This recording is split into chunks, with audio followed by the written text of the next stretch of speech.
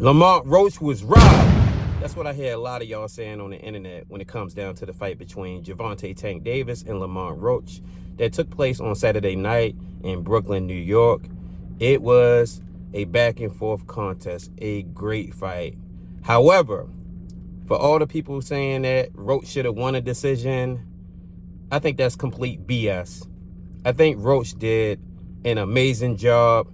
He had counters for everything that Gervonta was throwing. It seemed like Tank was loading up for that one big shot to get Roach out of there, but it just never came. He wasn't giving Tank those opportunities that he typically gets to counter somebody with that straight left or that hook and get him out of there.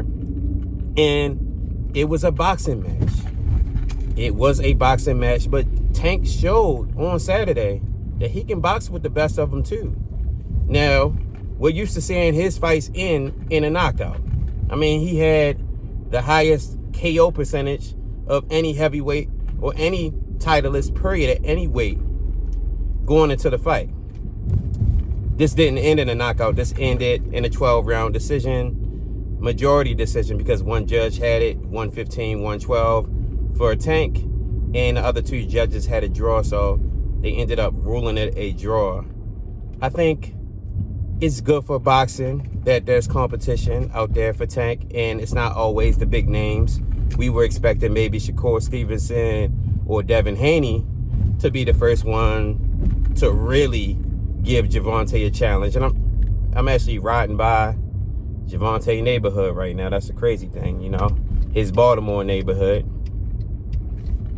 over here on Penn and North Avenue, and all my people from Baltimore, shout out to y'all. Y'all know where I'm at, West Side, you know. But anyway, Tank is one of the greatest fighters of all time, and I feel like he's starting to get to that Floyd Mayweather level of hate, where certain people who watch his fights because they just want to see him lose. Like, they're only watching to see him take an L. So anybody that's close in a match with him, they're going to say, oh, they won, and Gervonta didn't do what he had to do. Why? Because he didn't knock him out? Now, granted, Roach acquitted himself better than anybody I've seen in the ring with GTD.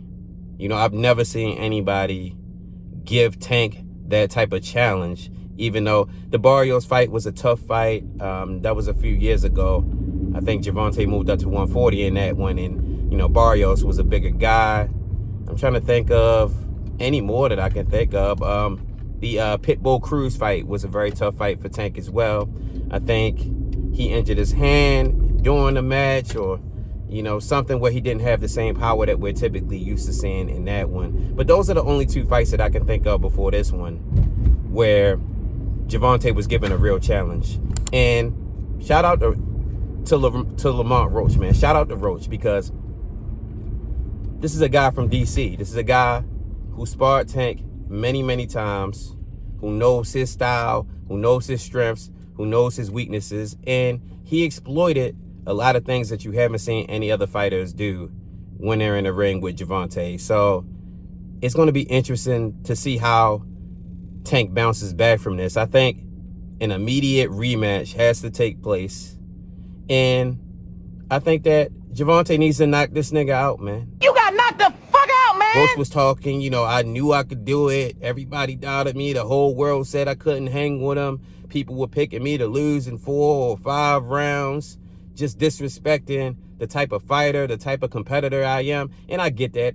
Every fighter, every competitor needs some sort of edge, needs some sort of fuel. And I think he took what a lot of pundits were saying, what a lot of fans were saying, what a lot of people on the internet were saying to the heart, and they gave him extra motivation to go out there and perform well, and he did that. But let's get this straight. Nigga, you didn't win the fight. You did not win. It was a draw. I think Tank should have won. Personally, he was the A side of the fight. He landed at a higher percentage, and he landed more power shots. Now, overall, Roach landed more punches, and he also landed, I think, 10 more jabs. It was 15-5. No, it was, I think, 25-10 as far as jabs were concerned. You know, so, yeah, Roach, you did great. You did better than anybody ever has done in the ring with Gervonta. But nigga, you ain't win. You still did not win the fight. And I don't think anybody's playing for a tie. Nobody gets in the ring trying to tie. Everybody who gets in there is trying to get that title. It's trying to win. It's trying to be world champion. And you are not the world champion at 135 right now. Now, you were the champion in your weight class, but you didn't take any belts up off Tank. You didn't beat him. And another thing, Tank, I felt like you did a couple things that I did not like, you know? And this is what I'm going to say. I got nothing but love and respect for Gervonta. Been around him a few times. Cool guy, never causes anybody any problems. And I've mostly seen him outside in clubs, hookah lounges. You know, I do not know him personally, you know, but I've seen him. I've met him before. You know, just a cool demeanor about him. Seems like a good dude. Never heard anything really bad about dude on a human level, on a personal level. However, coming out there with Dipset and No Cam on, that was a bad omen, my nigga. You cannot have Dipset with just Jewels and Jimmy. That ain't Dipset. That's set. That's Dip. But it ain't Dipset. I don't know what it is. That's like the Locks coming out without Jada. It ain't the Locks if it's just Sheik and Styles. No offense to Sheik and Styles. Love them. Legendary artists. But you need Jada if you're going to have the Locks. And you need Killer Cam if you're going to pull out Dipset. Pause. That was a pause-worthy moment with the pullout. You feel what I'm saying? And I ain't like the Yankees hat, nigga. Why you have a New York Yankees hat on? You from Baltimore, man. You got Baltimore tatted on your back. You feel what I'm saying? Baltimore through and through. 410. Bodymore. Birdland. We know where you from. Over West. You know what I'm saying? You can't be wearing no Yankees hat, my nigga. Niggas from Baltimore are not allowed to wear Yankees hats, man. That's a rule that I have personally. If you're from Baltimore and you wear a Yankees hat, your uncle better be on the team or something. You know what I'm saying? I can't think of no other reason for a Baltimore nigga to wear a Yankees hat. I don't care if you in New York. You could have wore a Knicks hat.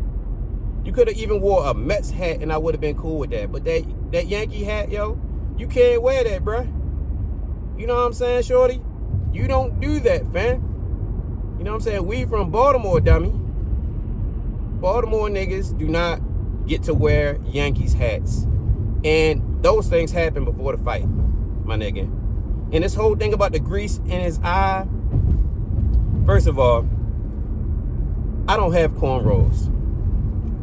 So I can't really speak on it from the perspective of somebody who plays sports, had cornrows, and sweated out the hair to the point where maybe some of that grease gets in the eye. But nigga, you can't make that excuse in the ring. You know? The grease got in your eye. All you had to say was something got in my eye. They can speculate over what it was, what it is. It could have been a punch got in your eye. Could have been sweat. Could have been grease. Could have been anything. But if you just say something got in my eye, then I think, you know, people wouldn't be making a big deal out of it. But you gave people some ammunition with the whole grease thing, my nigga. You know what I'm saying? And if that's what it was, that's what it is. But taking a knee in that moment, bruh, it could have been scored a knockdown. I don't think it should have been. I don't think it was a punch that caused it. But the letter of the rule, the letter of the law is if you do take a knee in the ring while the clock is running during a boxing match, that can be ruled a knockdown. It typically would have been ruled a knockdown. The referee used his discretion, and he decided to not call that a knockdown. I think Tank ended up winning that round, but it would have been a 10-8 loss in that round, and he potentially would have lost the fight if he lost that round, and that was ruled a knockdown. But I ain't here to talk shit about Gervonta. You know, we all criticize from a distance or give our opinion on shit. We not in the ring. We not prize fighters. You know, we regular ass people just giving you our point of view. So shout out to Gervonta, bro. Like, it ain't nothing but love from me over here, my nigga. You gonna bounce back, you know. But I feel like as fans, as people who support you, we do have a right to call out certain shit we don't like. And, you know, none of that shit was major, bro. But I don't want to see you in no Yankees hats no more, fam. And just don't bring Dipset outside if they ain't got Killer Cam with them. They need Killer, man. It is what it is, you feel me? But y'all let me know, who do y'all think won the fight? You know, I'm going to stick by my Baltimore niggas from day 0 to day 1 million, man. Baltimore all day. Tank won the fight, if you ask me. And yeah, maybe I'm biased. I'm sure I am biased, but the numbers don't lie. Higher percentage of punches landed, higher power punches landed. He won the fight, in my opinion. I had a brain fart for a second. Couldn't even think of what I was about to say. But yeah, Tank won the fight in my non-expert opinion. Y'all let me know in the comments who y'all thought won. Should he face Roach again in a rematch immediately this year? Should he be trying to get Shakur Stevenson or maybe Devin Haney at the end of the year before he goes back to Roach? Just give me your thoughts, you know, in the comment section of the video. And make sure y'all watch the rest of my content. Press Start 410. It's your boy AD. You know, I'm somebody that's going to go long and hard for what I believe in. Pause.